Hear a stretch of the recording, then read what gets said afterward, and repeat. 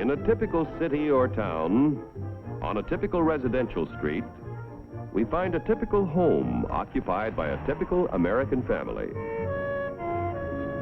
Like millions of his fellow Americans, John Q. Public earns enough money to keep up the payments on a new car.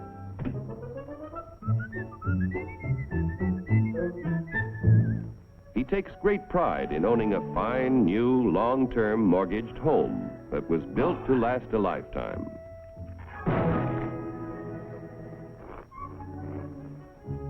Mrs. John Q. Public no longer finds housework fatiguing drudgery, thanks to a host of labor-saving devices, including her husband. Mr. John Q., because of a 40-hour week, has the leisure to dream about his favorite sport. Darling!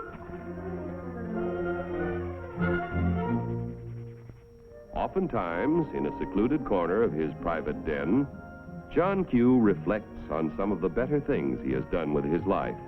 Insurance to protect his family if he is called before his time. Money in a savings account for emergencies, for summer vacations, and to help put John Q. Jr. through college. In spite of the high cost of being a husband and father, John Q. has a private little nest egg. His practical nature tells him it ought to do more than collect moths. Let's see, where did I put this thing? I know it's... common stock. Do I own any? I don't even know what they are. In that case, it might be a good idea to get a little information with a fellow who owns and operates a company that makes and sells oil drums. Each year, customers buy more and more from our... because he makes a better oil drum than his competitors. One day, customers demand more oil drums than the owner can produce. He figures it will take about $3 million to do the job. So he decides to form a corporation to sell shares in his business to raise the capital he needs. First, the owner goes to the state government to get a corporation charter and permit to sell shares in this business. Next, our friend goes to an investment banker and shows him the record of the oil drum manufacturing company's past performance and plans for expansion. The investment banker decides to help our friend sell shares in the corporation to raise the $3 million. However, before any shares in the corporation can be sold, certain information must be filed with the Securities and Exchange Commission in Washington. The investment banker and the owner must swear that the information they file contains nothing but the truth.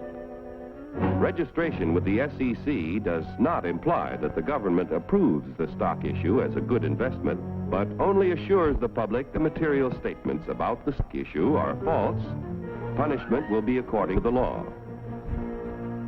After SEC registration is effective, the investment banker pays the owner $3 million in exchange for a certain number of shares in the Oil Drum Manufacturing Corporation. The investment banker sells shares of the common stock to people at a price of $3 million investment and shows a profit for his services in selling the stock. Money received from the sale of shares in the business builds a new and better plant, which produces more and better oil drums. The people who bought common stock own proportionate shares in the corporation, tools, equipment, and all of its assets. Common stockholders elect the directors of the corporation. Directors represent the stock and are responsible for the way the business is run. Directors determine the amount of dividends, if any, to be paid out of earnings to the stockholders. Naturally, when stockholders invest in a business, they hope to receive dividends to help pay for necessities of life. Within a few short years, an increasing demand for the company's product poses friends. How can he fill all the orders? He will have to build more plants and buy more tools to increase production of oil drums. It will take about $20 million to do the job. One way to get this additional capital is to sell more stock to many more people. So the Oil Drum Manufacturing Corporation votes to send its president to the New York Stock Exchange to see if their common stock can qualify for listing. The corporation wants to list its securities on the exchange so that the additional stock they need to sell will be more attractive to investors all over the nation. Securities listed on the New York Stock Exchange can be sold for cash any time in this national marketplace. Each year, inquire about listing their securities, but only those which can pass a thorough examination as to their financial health are accepted. Calling the president of the Oil Drum Manufacturing Corporation.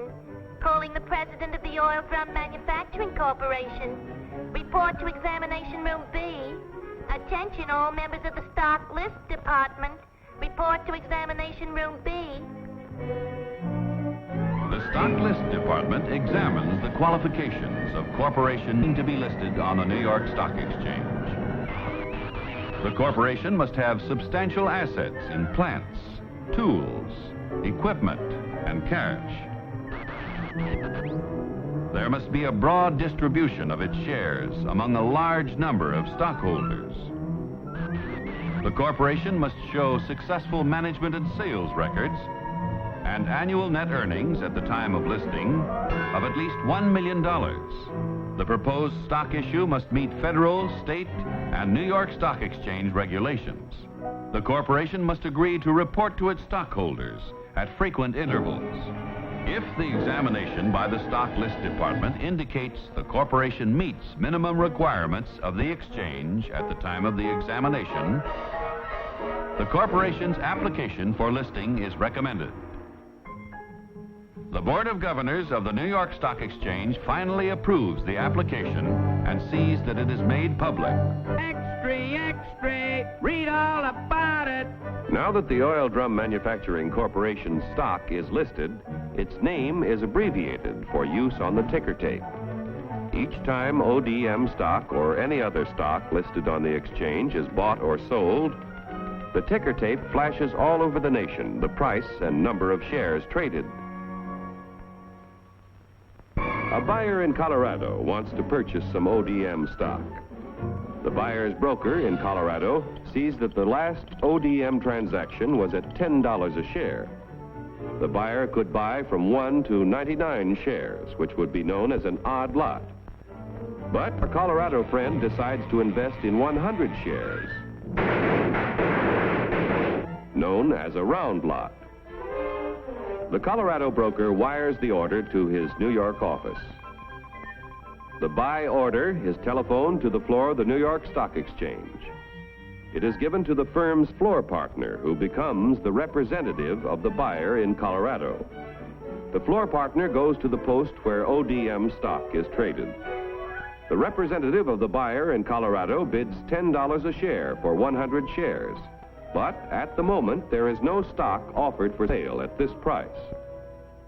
In the meantime, however, in Maine, an ODM stockholder who needs cash decides to sell his 100 shares if he gets $10 a share. The Maine broker wires the sell order to his firm's representative on the floor of the New York Stock Exchange. This firm's floor partner, representing the seller in Maine, offers to sell 100 shares of ODM stock at $10 a share. The price of $10 a share is mutually acceptable and the transaction is made.